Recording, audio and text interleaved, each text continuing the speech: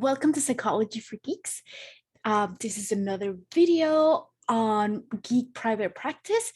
And today I interviewed Dr. Daniel Kaufman, and he's also known as Dr. Gameology, and he has a ton of different cool stuff that he's working on. He's doing research. He does, Twitch streaming. He does, he has a podcast. There you go. And he and I talked a lot about the logistics of using video games in the therapeutic session and how to go about sort of like having your own private practice aimed primarily at providing services for other gamers. So I think you will really enjoy it. Hi, how are you today?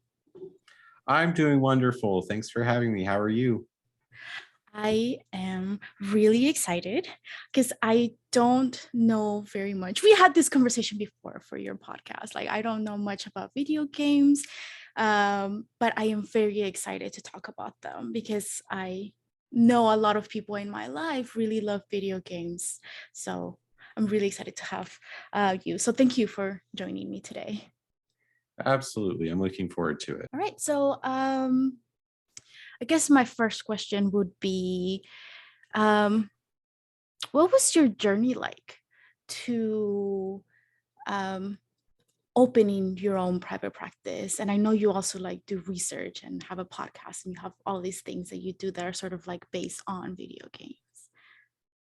Yeah. So during my master's program, the goal was always get licensed, become a counselor, and open up your own practice. And then during the course of practicum and internship and getting your hours and passing the licensure exams and all of that, I got sidetracked and ended up working for different companies for several years. And the idea of opening a private practice just didn't seem financially feasible. And so then I got to a point where I did that for 3, 4, 5 years and turned around one day and realized that I had an administrative position and I haven't counseled anybody for over a year, maybe 2 years at that point in time, 0 counseling sessions. And I just really wanted to have an opportunity to get back into that. So I started researching, how do you do insurance billing? How do you find an office space? What do those monthly fees look like? And then started looking up furniture and started looking up different HIPAA compliant phone systems that I could become a subscriber for. And so I started collecting little bits of information about this, but wasn't really doing much with it. It was just things that I knew. And then the real question is, what am I going to name my practice? Because without a name, there's really no point. And that's just the way that I think. Is I really like to have sort of an iconography or some kind of a banner statement that I really believe in. And at that time, I was also a doc student and running a treatment program for problem gambling for the state of Florida. And so that was my connection to treatment. But I was doing a lot of things on games, not games that I find fun. They were gambling games. Some people find those hilarious amounts of fun until they cause you to be homeless and everybody hates you because you owe them $1,000. But they are games nonetheless. So I was playing games. I was putting new patients into treatment for reckless kinds of money spending on games. And then, the research for my dissertation started to become a daily part of my routine. And around that time, all these things are happening, and I'm thinking, what would I name my practice? And so area of effect counseling just kind of popped in my head one afternoon when I was really bored with deleting email messages in Outlook. And maybe not with the word counseling attached, but an area of effect is a specific kind of magic spell. And at the time I was a healer in the MMO game that I was playing, and my raid team was getting through some new bosses and playing every week, a couple nights a week. And so as a healer, I would use this area of effect healing move where you put a magic circle on the ground. Everyone who stands in or runs through that circle starts getting their hit points increase. They receive heals, they become not as close to death. And so I thought, well, I use AoEs 50% of the evening when I'm playing a video game. And maybe I use them 100% of the time when I'm doing counseling sessions. So I went onto the website where you register for a federal business code number, you know, the EIN that replaces your social security number when you become a business. And I registered area of effect counseling. And so normally when I'm talking about my practice, I just shorten it to AOE counseling because gamers will usually know what an AOE is. And then I had to start seeing clients somehow, but I had a name, and then you start signing up for different things, and then you're off to the races. Do you primarily have gamers as your clients? Yeah, so when I first started, the majority of my clients would have been people with gambling issues, because that's a diagnosis already in the DSM. And there's a little bit more awareness that you can call people to get counseling services when something like that is messing up the harmony in your life. Plus, when you have that problem, money is something that is a really easy way to start to notice that this is a problem because you don't have any of it when you think that you should. And so that was the majority of my clients when I first started, because a lot of people that play video games over 60 hours a week don't really recognize that as something that you would go see a mental health professional for. And so it's much different these days, I think, than it was when I first started in the late approaching 2010. So we have a situation where if a person was brought to me, they'd usually be an adolescent or young adult, college going male client who has somebody in their life that is telling them they play video games too much.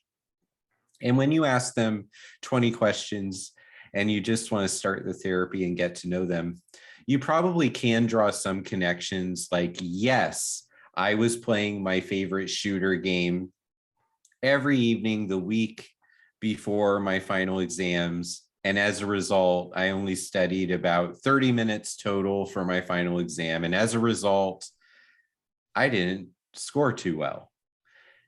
And sometimes I didn't score too well, but I get to continue, or sometimes I didn't score very well at all and I have to retake the class.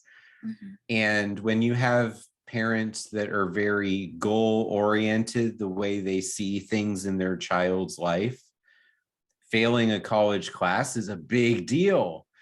And so that usually will be one way that a person would come see me. So there always have been clients of mine that play games in certain ways that would lead to a therapy session here or there being a good idea, or let's do 6 sessions or 12 sessions and let's see if we can give you some time management skills and a better understanding of what it takes to succeed in adult context instead of child and adolescent context.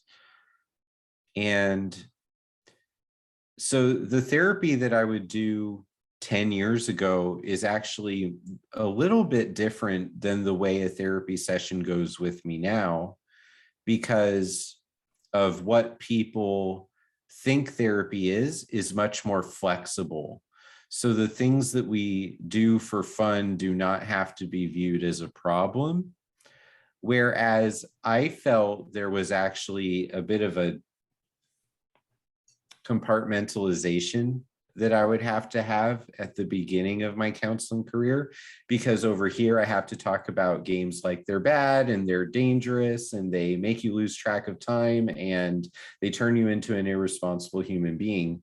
And then over here, I very deliberately researched video games for my dissertation in a way that had nothing to do with that. I didn't want to look at games like why do people go to treatment, and that's not what video games were for me. And sort of the disconnect for me was always, if they're so bad, why am I doing so good in school? I love these video games. They're my research topic for every presentation, every public speaking event, every time someone really wants to get to know something interesting from me, I'm talking about them like they're a good thing. And yet the only reason people are bringing their loved one to me for a counseling session is because they believe that they are a bad thing. Mhm. And I actually resented that and didn't know what to do with that for maybe 3 or more years. Just, I didn't like that feeling at all.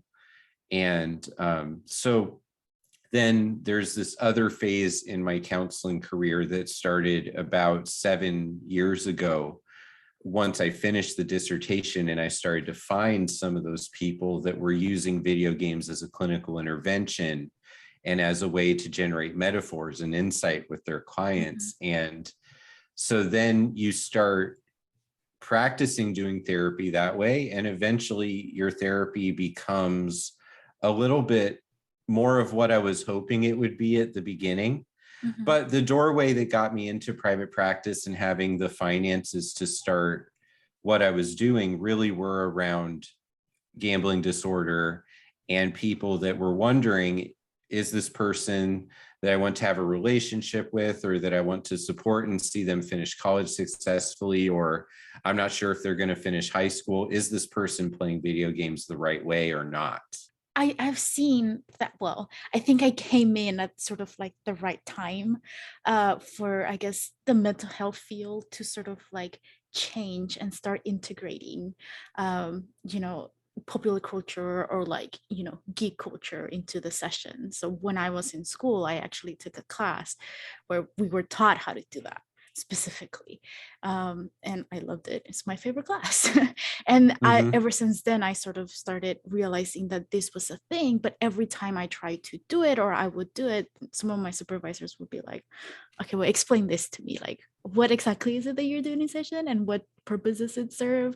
So I'm really glad that the field is sort of moving in that direction now. So you kind of mentioned HIPAA, and I know that there are a lot of other therapists too that actually play video games in the therapy session. Do you also do that? And do you have sort of like a program that's HIPAA approved for that? So up to this point, I don't actually play the games with my clients during Okay. sessions. Okay, so one thing that I do is I allow them to have co-host privileges. Mhm. So I'm still in control of the settings for the webcam call, but they can share their screen when I do that. They Mhm. can play a game and talk with me through something that they experience often, or if their issue is maybe anger management and that emotional regulation, and there's someone in their household that says they always get gamer rage and it just really messes with the way it feels to be around them, Mhm. and then we talk about it, and they may mention that I really don't like losing. I get this feeling like it's not fair even though I know video games are fair. and I just want to throw the controller across the room when I lose badly. So that might be a situation as one simple example where I might say, I'm going to allow you to screen share. I want to actually watch you do a match. And I want to talk with you about our coping skills and how we handle and notice our anger and what we think about it. But I want to do that while you're playing one of these matches, because just talking about it right now is not as useful. Right. So for me, it's not about playing video games because I want those to be part of the therapy. It's about recognizing that sometimes the video game situation is an example of taking the skill out into the world, which that's what I'm about, even with my non-gamer clients, is I want them to be able to do the things we're talking about in their own context and without me sitting there talking them through it. Because if that's the only time they can succeed at something like a breathing technique, like doing box breathing, then if they need me to talk them through how to do that, they won't be able to use it when they need it. So that's more of the example, is them bringing a game with them and playing it. Or I might participate if it's something where they need a person, but I'm also thinking therapeutically about what does it mean if I score a point on them? What does it mean if they score a point on me? So I'm still thinking about what happens in the game like it's a therapeutic moment, instead of thinking about it like I'm a player in the game who just wants to win the same as them. Do you also have people bring their own game like in person? Or are you currently Yes. not doing in person? Yeah. Yes. So the last period of time that I was doing in-person sessions, kids, teenagers, they'd often have their Switch. Once the Switch came out, that made it very easy to integrate video games into the session because they are right there. And sometimes smartphones or iPads work in this goal as well. And there are some games that you would play on a board. Like one of the games I've played on the board the most in my counseling career is either chess or checkers. Sometimes you just play those electronically as well. It doesn't have to be complicated. And I think that it's simple. There's lower amounts of minutes for cleanup time and resetting the room for the next client. There's lots of benefits.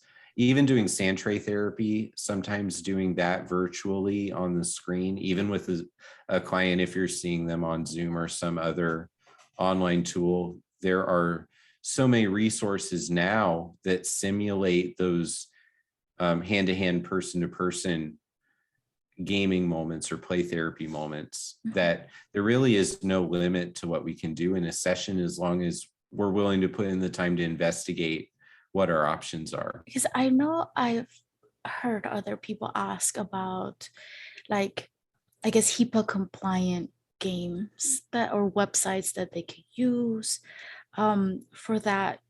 Are you aware of any? I don't know how HIPAA would look at if a counselor were to go into a game server and sign in with their character at the same time as their client and form a party together and quest together. I don't really know how HIPAA would see that ultimately, which is part of the reason why I don't look at that kind of opportunity like it's something that needs to happen. The other thing for me too is efficiency. And if it takes more than 5 minutes to set up something in a telehealth session, then I start thinking about, is this the best way we could have done this in the session? If you create a whole separate account as a counselor or as a clinician that is specifically just for interaction with clients, and it's named something that doesn't give away that that's the purpose, and that way, when you're playing on your personal time, It's not like your clients are going to jump in there and interact with you when you're grouped up with your IRL social situation. Those are the kinds of things I would think about. Is even if you're fully integrated in your personal self and your professional self, it's important to have boundaries that work, that you can maintain consistently. And there are clients out there that would take advantage of the opportunity to connect with you and take your time away from other people. And so that's something I would think about. But I don't know if there's any platform that would make logging into a video game HIPAA compliant. That's an interesting question for HIPAA. And I think something that, like, now with the technology, especially because we're able to do telehealth now, I think it should sort of be something they're discussing or thinking about. Well, the same thing. So the game that I'm doing my game studies research on right now is Final Fantasy 14 Online. And that is not a game that I would have my clients sign into and play a dungeon run with me, because I don't really see very much opportunity for that to give them the kinds of lessons that I would hope our therapy session would give them.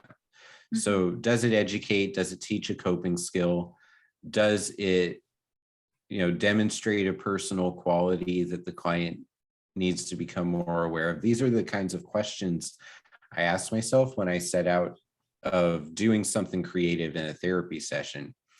And I think it would be very easy for a counselor to get confused at what the goal is and just think, well, it would be fun. Like a play therapy can be fun. The insight comes from the analysis during and afterwards, right? And so you're doing play therapy because you're speaking the language of the client. Most often, I think younger children, maybe having them play Minecraft, and I can observe and talk to them and have them explain to me what it is they're doing or building, or why did you die? Are you going to go back and pick up your materials? How are you going to get back to where you were? These are problem solving skills, they're resilience building skills, or grit. Those are great things. And if I'm having that conversation with a 7-year-old, that's an awesome therapeutic instance.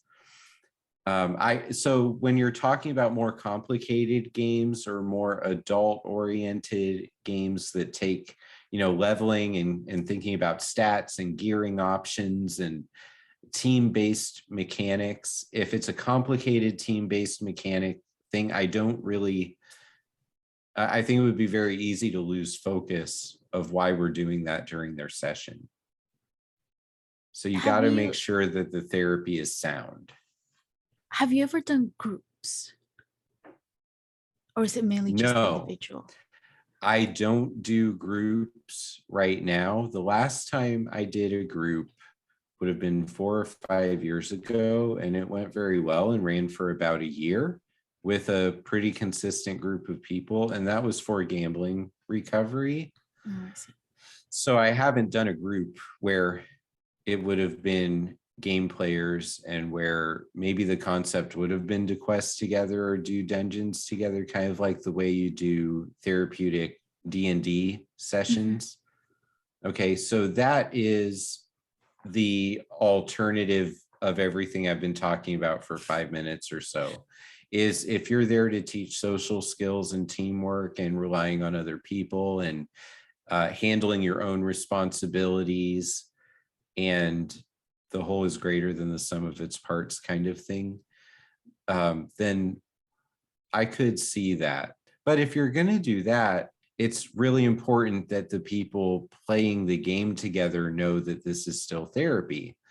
So as the professional, you have a whole other level of responsibility. So you would end up being like the raid leader, but then also the focus is on you making sure that people are processing therapeutic things while also trying to pull off the team-based game mechanics.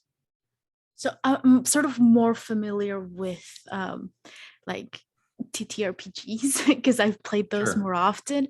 And then so I can see how it's a little easier, I guess, for a therapist to just be sort of like the DM because you have control of the whole situation. You can guide them in specific ways. But when Yeah. you are talking about like video games, is that something that's possible to do? No, you would have to be the tank, I guess. So if we were going to do this in Final Fantasy or an MMORPG, Mhm. you can form a party of up to 8 people. But in order for you to see what is going on, you would have to be one of the 8 people. So right there, you have a situation where the party is now 7 people, or if you had co-therapists, there are certain game modes where the party size could expand to 24, but it's broken down into 3 groups of 8. So if you have 3 leaders, you could have 21 other participants in the group. And you would want to make sure you have a full party, because if you don't, you'd end up playing with people who are not a part of the group. And that would restrict interactions if someone types things. And then confidentiality is out the window if the conversation is about the therapy instead of the game mechanics. Another thing you could do is don't go into these intense dungeons, just quest in the open world together. Mhm. That's another way you could do it. Or the therapist could homebrew different places we're going to travel and different things we're going to go look at, and maybe find some lookout posts and see if the entire group can get to a shared point on the map and get a screenshot of what we've accomplished together. So it's not like defeating the bosses together would be the goal at all. The game is just the setting for the group therapy if you're choosing to do it that way. So there is a lot more, I guess, that has to be a lot more thinking and planning that has to go into if you're thinking of using video games in a group session, and even just an individual one, if you are playing with them. I think so. It would not at all be a situation where I would want to go into a game and just log in and start playing and then hope something therapeutic happens. Because also, usually for my situation, the person who's doing the session is not the same person as the person who's paying for the session. And I really do try to respect and honor that. And I would never want a parent to look at what I'm doing and ask, what's the difference between my child playing a game with some random person that they get paired with online or playing a game with you? It looks like you're just playing video games with them. Mhm. You want to have the ability to handle that conversation. I promise everyone watching this video, if you can't answer that question, you did not apply the video games to the therapy as completely as you needed to, because the answer to that question should be fairly obvious if you're paying attention to the client, their goals, their needs, and the best way of delivering the insight they would hopefully get from interacting with you. So I'm really curious because we've talked about how you do research. Have you found anything that was sort of like unexpected? I think so. I think that the way that player types form around our personalities, there are certain things that everyone seems excited by in video games. And when I say excited, I just mean they're likely to rate it higher on their Mhm. interest level. And things like customizing your character or getting rare outfits for your characters so that they look flashy or they fit your ideal point of view of what this character should look like is an off the charts motivator for almost every personality makeup. So no matter what game mode you're into, I mean, there are exceptions to what I'm saying. So if you're a complete hardcore raiding kind of video game player, you might create a character just so that they're another class that you can play. They're a tool that you plan to use on raid night. But if you're involved in the story and the world and you enjoy playing the game for fun, which can involve achievement, but it also can involve immersion and escape and coping and socialization and relationships. If you're getting fun just from the play of the game, you probably have done some game activities here or there to customize the way the character looks. It's a huge motivator. And before my very first study, I didn't have a concept for that. I thought I was going to find a lot of people like me. And I love to, score good numbers on my damage meter. Mhm. I love to defeat difficult bosses. I love to learn complicated mechanics. And I like to look good while I'm doing all of that. And the fact is, people that don't want to do all those other things tend to still want to do that last one, is look amazing doing it. And that's actually a big reason why loot boxes and other kinds of gotcha mechanics in games work so well for the game industry, is because you put something behind random odds that cost dollars to play, and people hope and hope and hope they're going to get a specific weapon or outfit or hairstyle. And if it's randomized, you can get a lot of money out of people, but you're taking advantage of that psychological drive to customize and be unique in the virtual space, the same way people want to have cool shirts when they go to school, and have awesome sneakers. And, that exists in the virtual space too. I would think it's about sort of self-expression, right? Because you're creating a character, like just the way that you want to, and having those options just makes it a lot more fun. I would think for Yes. me, just thinking about it, I'm like, yes, I would like to do that Yeah. too. In media psychology, the term they use for that is optimal distinctiveness. You're trying to have the most amount of unique qualities for your character as possible at each moment.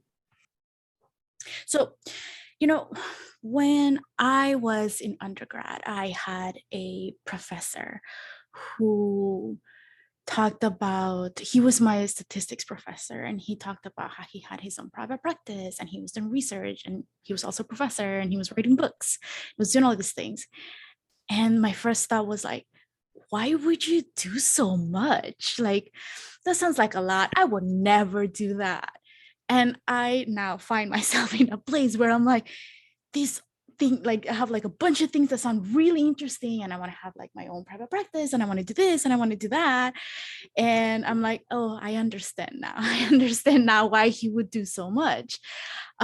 So the one thing though is like, how do you balance having all of that? Because I know you stream some nights and then you have a podcast and you're doing research and Yeah. all of that. Okay. So this actually taps into the thing that I've ended up researching recently, which is psychological flow. And anyone Mhm. who's experienced the flow state, you're at a point in the challenges that life is giving you to accomplish where your skill and the challenge are in that perfect sweet spot where the performance is just coming out of you, Mhm. and you're not thinking about it. You're not worried about it. You're just doing it, like the Nike slogan. And, my own catchphrase, continue the journey, which I end most of my videos with, and it's all over my Twitch channel, and we end the podcast episodes with it.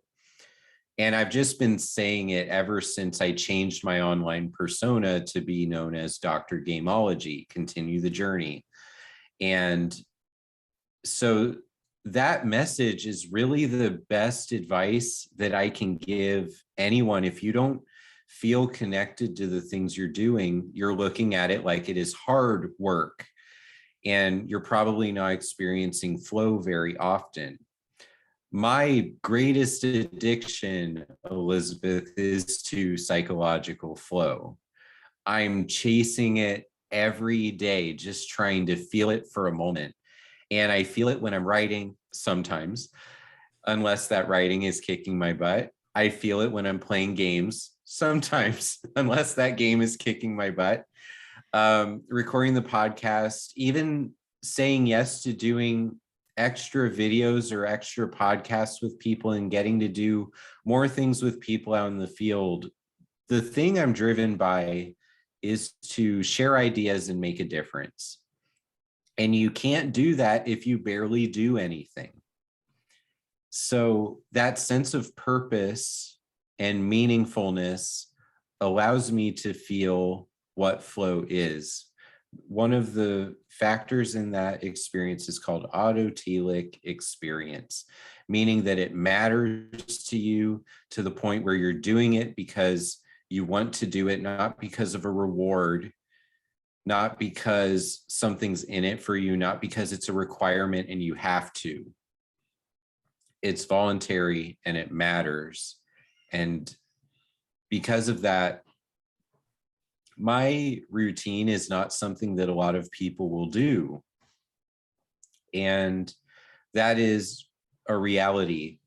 And I run into this reality all the time when I'm trying to help other people to accomplish certain things or to get over certain hurdles, is we have to find a plan that works for them.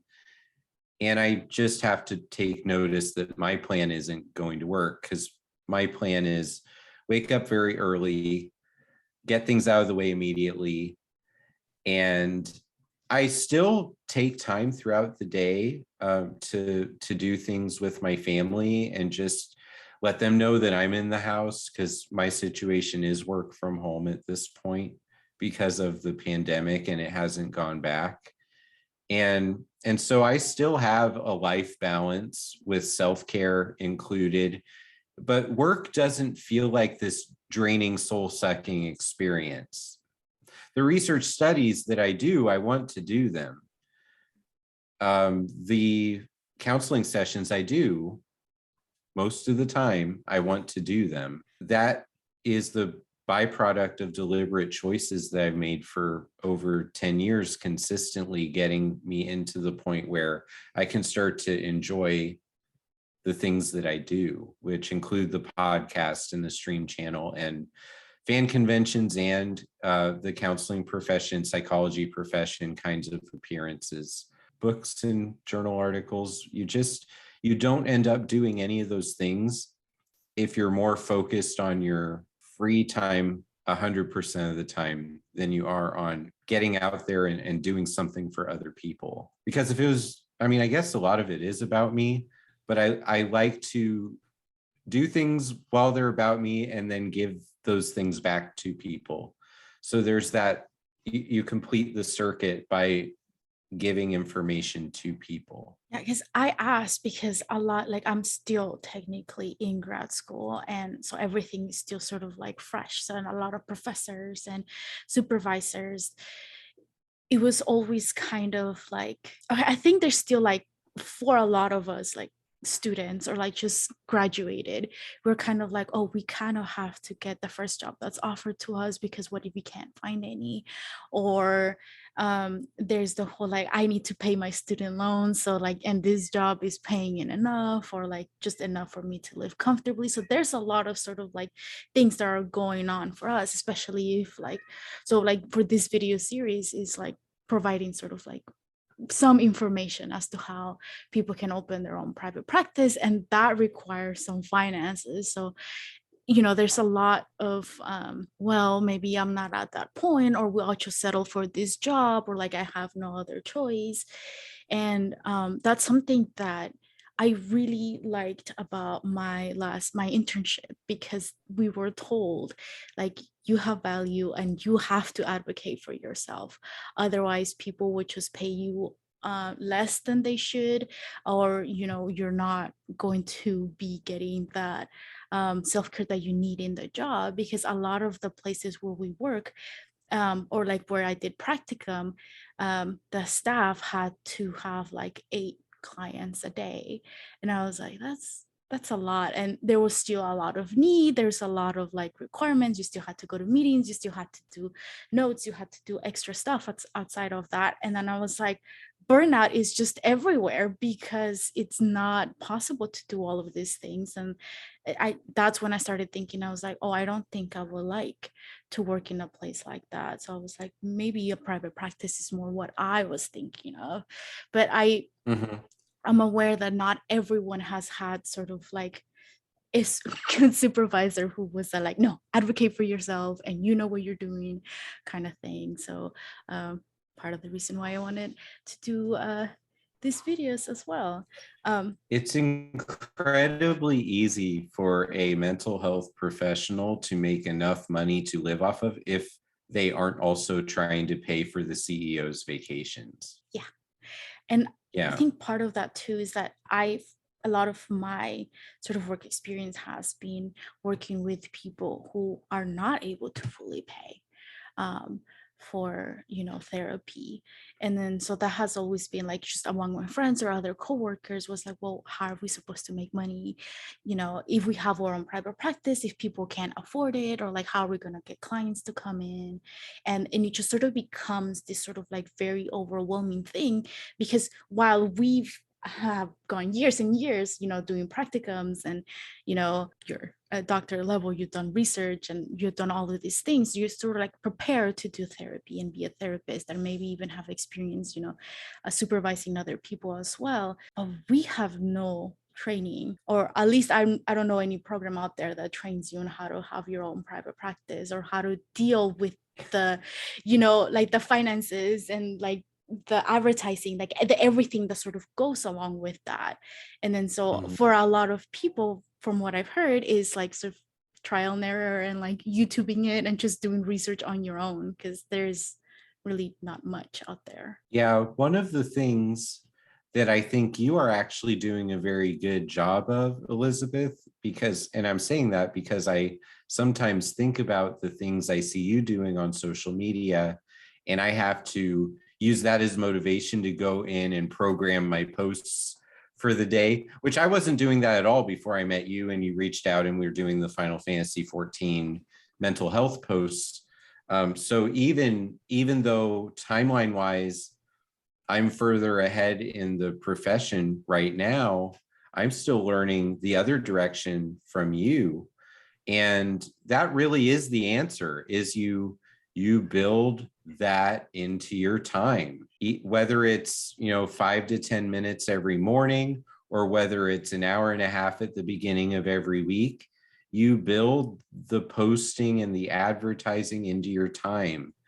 And you also have to think about what you earn from a counseling session. Like, you don't just pocket that as profit. It has to go back in and help the business. And then somehow you have to also make enough money to live off of. And that is very tough. So when I started out, I knew I couldn't afford an office by myself. That would have been 6 or 7 sessions a month before I even start to have money. Mm-hmm. So I was talking with the professor that was like the main professor who taught most of the different courses in my master's program. And I did a guest lecture for him, and he asked me what I thought about doing private practice. And I had already registered the name and was looking at really doing this. Mm-hmm. And just as a side thing, I had the name AOE Counseling registered to me about a year before I even started using it. Mm-hmm. It was just another step. So he asked me, and I said, well, I actually am very interested. I haven't found an office space that I can afford, and then I'm also worried about paying for it when I have 0 clients. And so he just said, well, I teach on Thursdays, so nobody uses my office. It's about 3 miles from here. And you wouldn't have to, here's the fee I would charge you monthly to use the space 1 night a week, but you wouldn't have to start paying me until you have a client. So if someone calls you and wants a session, you tell them, yes, you can do it. And Thursday nights are when you're in the office. And within about 2 or 3 weeks of that conversation, that phone call came. I signed up for Psychology Today and I got that phone call. And I had I also used the same medical record system that he was using, just because I thought that's a smart thing to do. It has a lot of features. And if I have any problems, I have tech support, but I also have a person I know I can call and just say, hey, how do you do this? So I was really borrowing a lot of good ideas from someone who's already in the field. And I think that, I mean, that was 5 or 6 years after I graduated and had my final class with that professor. So there was this time for the relationship to kind of shift around and become more on a peer level. Mhm. But I don't have very many students at all reach out and say that they're looking for any kind of deeper connection with me than me just grading their papers and assigning their final grade. And that blows my mind because I literally entered this field so that I could have those people in my life. And it's hard to tell which of the people are going to be like you and go do things, do extra video conference calls just because you want to learn, do extra social media posts because you want people in the field to have these unique ideas versus people who are just going to turn in their assignments and I guess they'll be counselors someday. And it's two very different mentalities, but I think the last 15 minutes, that's what we're really talking about. How do you do the podcast? It's because I live this. You know, I'm going to be on the webcam doing something, recording something. The podcast is just me making that useful. Mhm. And, you know, I think that the things that we have to offer people in our ideas and the way we connect with life, whether it's understanding mindfulness or breathing techniques or handling stress, it doesn't just turn off because there's no session and there's no client in the room with us. And I've just chosen to channel that energy that has no session going on right now into more things. And because of that, you know, the things I've done to this point, hopefully I'll continue to do more, but the range of people I've gotten to speak with and the events I've gotten to attend and even research committees and people I've collaborated with, you know, the names of people I do Zoom calls with are the names of people on the journal articles that made me want to be this. Mhm. And you get there by loving what you do. I think that autotelic experience, right? Our clients come into sessions because they don't know where to find that. And I think it's very important for us to at least have an idea of where we find that, because if we don't understand that idea, what are we passing to our clients? You know, what There's is life? Okay, go ahead. there are two things that you mentioned that I absolutely love is that the idea of like nobody reaching out to you. And so when I this whole thing like with social media started because I had a client who said that she was just going to log off of social media because it wasn't helping her any. And I was like, what are you talking about? That's my self-care. Like, that's how I get through the day. That's what's helping me. And then I realized that not everyone out there has the same sort of goal that I did while using social media or following the same people. Or like not everyone was creating positive things or posting positive things Oh, on social media. So then that's why I wanted to do it.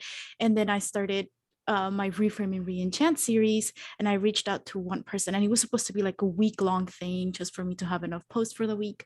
But then everybody was super excited about it and thought it was a great idea. And I was like, oh, well, I really like doing it. And the more I contact people, it just the easier it becomes. But the first few professionals that I contacted about it, I was very stressed. And I was like, nobody's going to want to talk to me. I'm still a student. Like, I'm a nobody. Like, I don't know, like, why would anybody like answer this? And the more I talk to people, the more like, no, yes, please contact me and I would like to help. And so if you have any questions, like contact me. And I was like, really? Like, oh my gosh, that's so great. But like, that's not what I thought was going to happen when I contacted, people who were licensed and people who were sort of like way ahead in the field than I was. And then I was like, I think people need to know about this. People need to know that it is okay to reach out to other people. And I mean, for the most part, people I think would be happy to talk to you and give you advice about, what their experience, what they've learned. That might not always be the case, but for the most part, it is. So, stepping out of that comfort zone and reaching out to people, I think um, it's really great. yeah, I agree with everything you said. Yeah. And the other thing that you said was like, well, you're going to be, on the podcast and you're going to be streaming anyway. So how did you sort of balance sort of doing something on your own free time and the possibility that clients will see that or want The to way ask you I questions? Yeah. the way that I look at what Dr. Gameology is it is an alter ego like superheroes have, but I chose to go the Tony Stark route with that. My students know I'm Dr. Gameology, my clients know I'm Dr. Gameology. It's on my clinical website. My counseling practice is on drgameology.com, which is my psychology of games website. So it's not this secret identity where it's a catastrophe if a client shows up on Twitch. I don't know my clients' Twitch usernames. Mhm. Okay. And one thing that I remember from early in my career is I used to really struggle with how do I handle it if I'm at the grocery store and one of my clients walks up to me and my family, which has happened more than 20 times from those early years Mhm. in community mental health. And I know how to handle that. If it happens on Twitch, I know how to handle that too. I don't know their Twitch handle, but if someone comes into my chat and says, "Hi, Dr. Gameology, it's so cool to see you playing this game. I love this one. We just had a good session on Wednesday." I'm like, "Oh, I'm so glad." Now remember, confidentiality is an important thing in what I do. I'm really excited that you're here.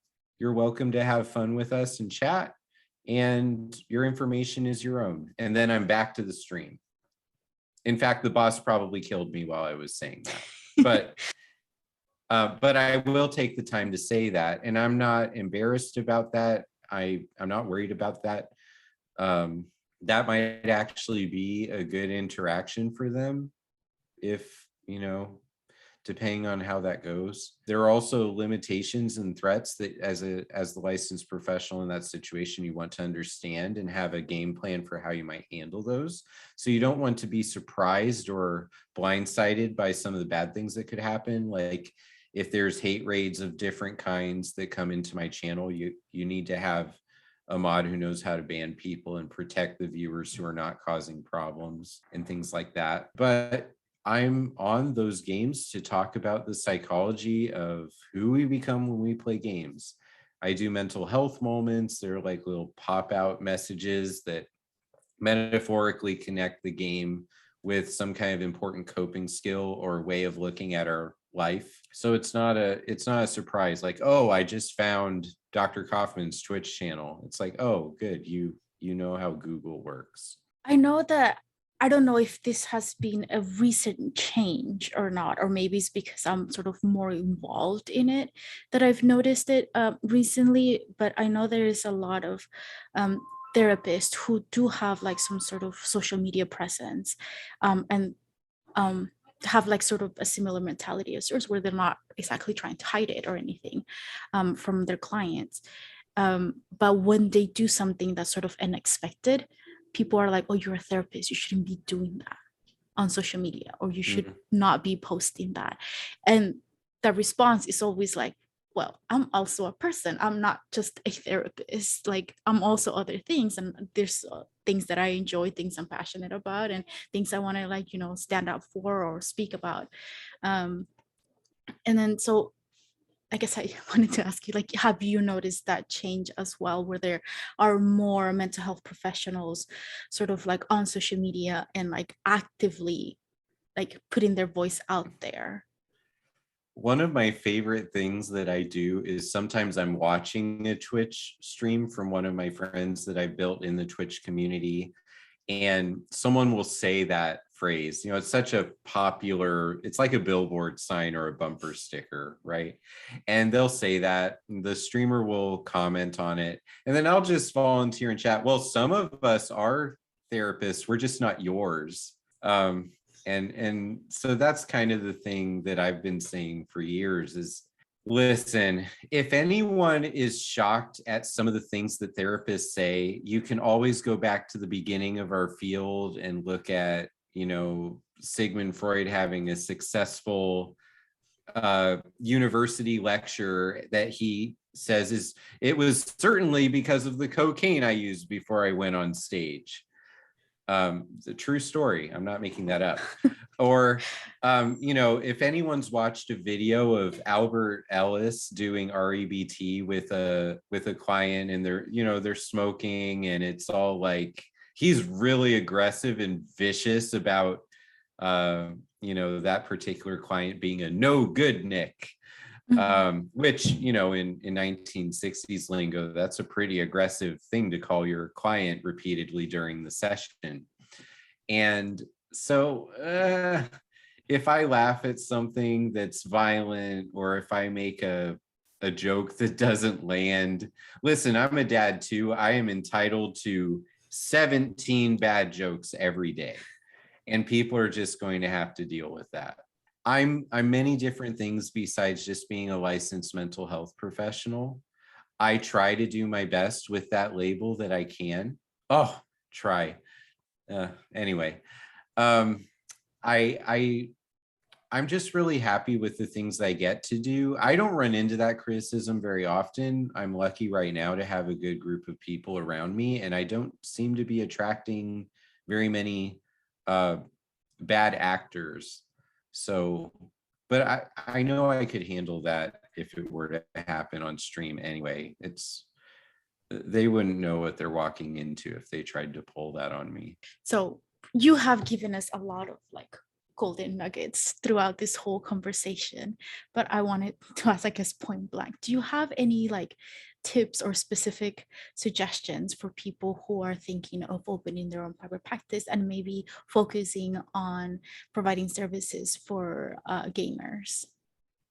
Yes, understand your niche, understand what makes you a good choice to do therapy with for your specific group of people that you want to help the most. You will always attract anxiety and depression and family issues. Those are not specialties, even though there are credentials that claim that, they are. It's really important to differentiate yourself and be unique, and don't be afraid to stand up and say, it is worth your time to talk to me. You have to believe in yourself. Otherwise, when you talk about what you do, people might not believe in you and might go somewhere else. And if you're not counseling anyone, this cannot be a career.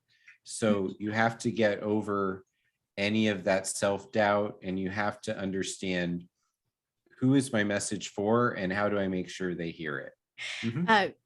Because yes, there is a lot that doesn't get taught in school, and which is why I absolutely loved, even though we didn't really get paid, I love doing practicums because I got to learn a whole different side of that, of like what being a mental health provider is, that it wasn't taught in school, wasn't really mentioned, or it was downplayed, or the way that they suggested handling is somewhat unrealistic to what the real world is like.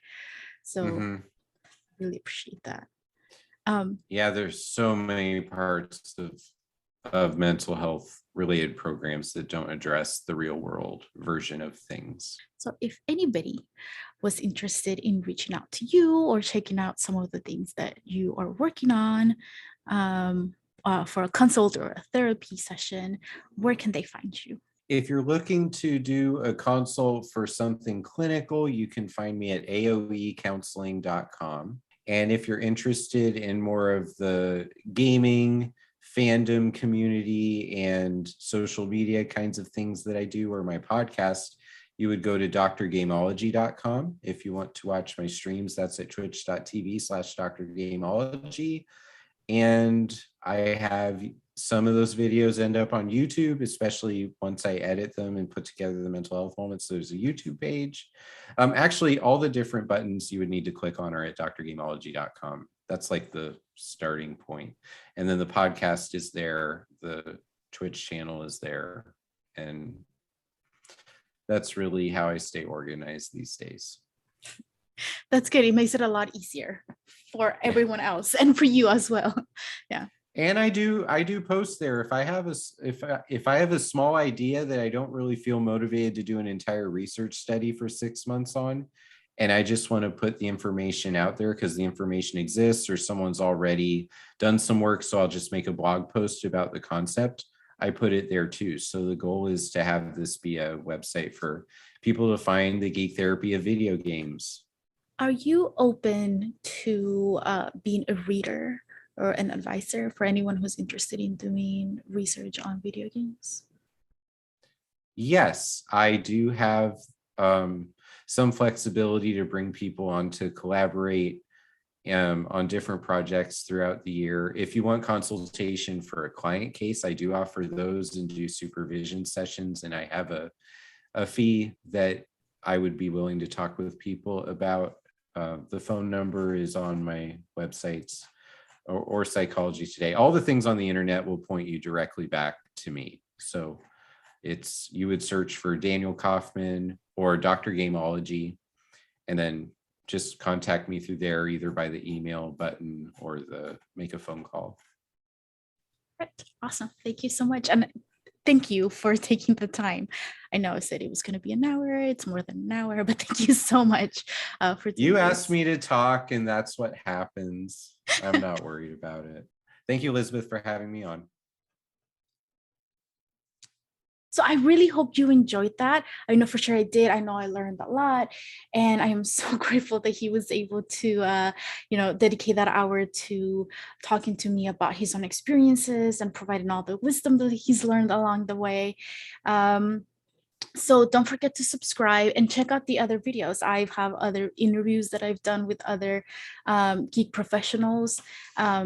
That you might be interested in checking out. They each sort of have their own specific niche that they practice with. They're all located in different areas of the US, and then they have tons of great advice and information and tips and suggestions for us if we're interested in opening our own private practice, whether you're still a student or you're now a professional and thinking about it. You should check them out, and don't forget to leave a comment or like this video. That way I know you guys are interested in doing this in like this type of videos. So in the meantime, you can also check out the Reframe and Reenchant series that Dr. Kaufman and I are doing for the Final Fantasy series is really fantastic. Ideally, I would like to put it all together for you, but for now, it's sort of a little bit all over the place. But just follow the hashtag Reframe and Reenchant.